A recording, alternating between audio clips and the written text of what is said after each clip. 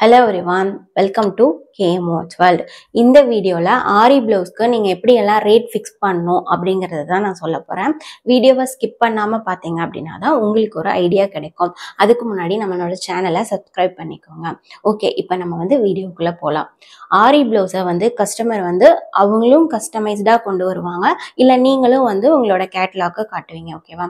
இப்போ நம்மள நிறைய பேர் பண்ற பெரிய தப்பு என்ன அப்படின்னு பாத்தீங்க அப்படின்னா, ஆன்லைன்ல ஒரு ப்ளவுஸ் பார்ப்போம், ஒரு பின்ட்ரெஸ்ட் ஆப்போ இல்லை ஒரு கூகுள்லையோ சர்ச் பண்ணி ஒரு ப்ளவுஸ் பார்ப்போம். அந்த ப்ளவுஸில் பார்த்தீங்க அப்படின்னா கொஞ்சம் ஹெவியாகவே இருக்குன்னு வச்சுக்கோங்க. ஒன்லி 2000ன்னு போட்டிருப்பாங்க. நம்ம கஸ்டமர் கிட்ட அதை 2000 சொல்ல முடியாது. ஏன் அப்படின்னா நம்மளால அதை 2000க்கு பண்ணி கொடுக்க முடியாதுங்கிறது நமக்கு தெரியும். ஏன்னா இப்போ மெட்டீரியல் ரேட்டு எல்லாமே அதிகமாயிருச்சு. ஸோ அது இதில் நம்ம பண்ண தப்பு என்ன அப்படின்னு பார்த்தீங்கன்னா, அந்த போஸ்ட் போட்டு வருஷம் கூட ஆயிருக்கலாம், அதை நம்ம வாட்ச் பண்ணியிருக்க மாட்டோம். அந்த போஸ்ட்டை போடுறவங்க பெருசா பல்கா ஆர்டர் எடுத்து பண்ணி கொடுக்குறவங்களா இருக்கலாம், அவங்க கிட்ட நிறைய ஒர்க் பண்றவங்களா இருக்கலாம், கரெக்டான டைமுக்குள்ள முடிக்கிற மாதிரி இருக்கலாம். அதனால அவங்களால அந்த பிளவுஸை கொடுக்க முடியும் அந்த 2000 ரேஞ்சுக்கு. நம்மளால அப்படி கொடுக்க முடியாது. ஸோ அதுக்கு ஃபர்ஸ்ட் நம்ம என்ன பண்ணணும் அப்படின்னா, நம்மளோட கேட்லாக நம்ம ரெடி பண்ண கத்துக்கணும். ஓகேவா? கேட்லாக் எப்படி ரெடி பண்றது? ஒவ்வொரு ப்ளவுஸா ஒர்க் பண்ணி கேட்லாக்கை ரெடி பண்ணணுமா அப்படின்னு கேட்டா இல்லை. இப்போ டிஜிட்டல் வேர்ல்டு ஆயிடுச்சு. நம்மளோட கேட்லாக்கை நம்ம நிறைய ஐடியாஸ்ல நம்ம ரெடி பண்ணிக்கலாம். கேன்வா ஆப், நம்ம ஸ்டூடெண்ட்ஸ் எல்லாம் ஒர்க் பண்றாங்களே, அது மாதிரி கேன்வா ஆப்பை யூஸ் பண்ணி உங்களோட கேட்லாக்கை ரெடி பண்ணிக்கோங்க. ஓகேவா? அதில் கலரிங்லாம் பண்ணிக்கலாம், பீட்ஸ் எல்லாம் எடுத்து பண்ணிக்கலாம். நெக்ஸ்ட் வீடியோவில் எப்படி உங்கள் கேட்லாக்கை நான் ரெடி பண்ணணும் அப்படிங்கிறத சொல்லித்தரேன். ஓகேவா? ஓகே, உங்களோட கேட்லாக்கை நீங்கள் ரெடி பண்ணி வச்சுக்கோங்க. அந்த கேட்லாக் மேலேயே நீங்கள் ப்ரைஸ் போட்டுக்கோங்க. உங்களோட கஸ்டமர் உங்ககிட்ட நீங்களே கஸ்டமைஸ் பண்ணி தாங்க அப்படின்னு சொன்னால் உங்களோட கேட்லாக்கை நீங்கள் யூஸ் பண்ணுவீங்க. அதோட ப்ரைஸ் எப்படி ஃபிக்ஸ் பண்ணுங்கிறதையும் நான் சொல்லித்தரேன், அதையும் நீங்கள் பண்ணிடுவீங்க. ஓகேவா? இதே கஸ்டமர் இதே மாதிரி ஒரு 2000 ப்ளவுஸை கொண்டு வந்துட்டு இதே அமௌண்ட் தானே போட்டிருக்காங்க, நீங்க ஏன் எக்ஸ்ட்ரா காட்டுறீங்க அப்படின்னு கேட்டா நம்ம அந்த இடத்துல சொல்ல ஆரம்பிக்கணும். இந்த ப்ளவுஸை போஸ்ட் பண்ண டைம் வேற, இப்போ டைம் வேற, மெட்டீரியல் ரேட்லாம் கூடிருச்சு.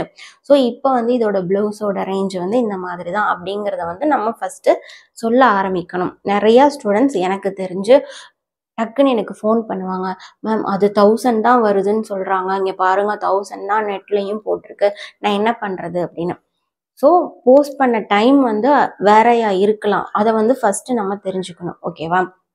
கஸ்டமர் கிட்ட ரேட் சொல்லும் போது அவங்க கண்டிப்பா நம்ம கிட்ட பேரம் பேசுவாங்க, அதுக்கு நம்மளும் தயாரா இருக்கணும். ஓகேவா? ஸோ ரேட்டை ஃபிக்ஸ் பண்ணும்போது இந்த ரேட்டு தான் அப்படிங்கிறத ஃபைனலாகவும் நம்ம பேச முடியாது.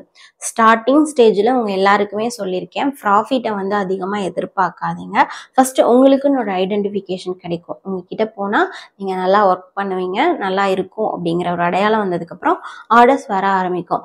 ஆர்டர்ஸ் அதிகமாக வர ஆரம்பிச்சதுக்கு அப்புறமா உங்களோட மார்ஜினை நீங்கள் ஃபிக்ஸ் பண்ணலாம்.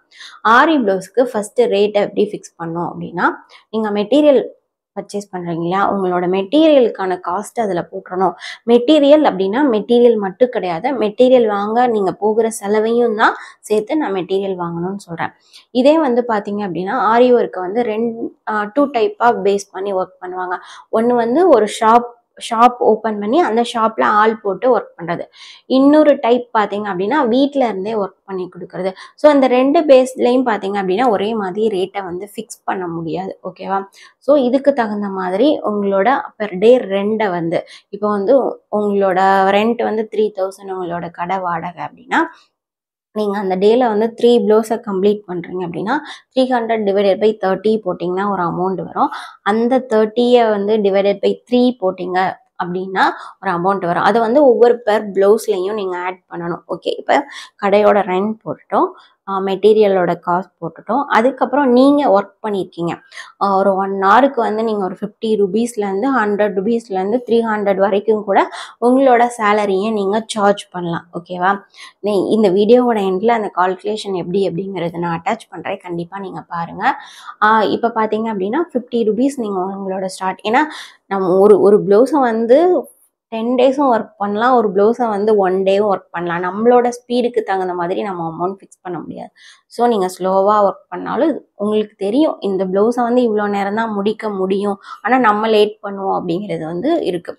ஸோ 2 ஹவர்ஸில் முடிக்கக்கூடிய ப்ளவுஸ் அப்படின்னா 1 ஹவருக்கு வந்து நீங்கள் 100 இல்லை 200 வச்சு உங்களுக்கு சார்ஜ் பண்ணி உங்களோட சேலரி எடுத்துக்கணும். ஓகேவா? அதுக்கப்புறம் தான் இந்த ப்ளவுஸுக்கான ப்ராஃபிட்டை வந்து நீங்கள் ஆட் பண்ண முடியும். ப்ராஃபிட்டுமே பார்த்தீங்க அப்படின்னா 20% இல்லை 30% இதுக்குள்ளே தான் நீங்கள் வைக்க முடியும். ஸோ ஒரு ப்ளவுஸை ஒர்க் பண்ணும்போது ஒரு பிஸ்னஸ் உமனா, ஒரு ஆரி டிசைனராக நம்ம இவ்வளோ விஷயத்த வந்து பார்க்க வேண்டியது இருக்குது. ஓகே, இப்போ வந்து கால்குலேஷன் எப்படி போடணும் அப்படிங்கிறத வந்து சொல்லிடுறேன்.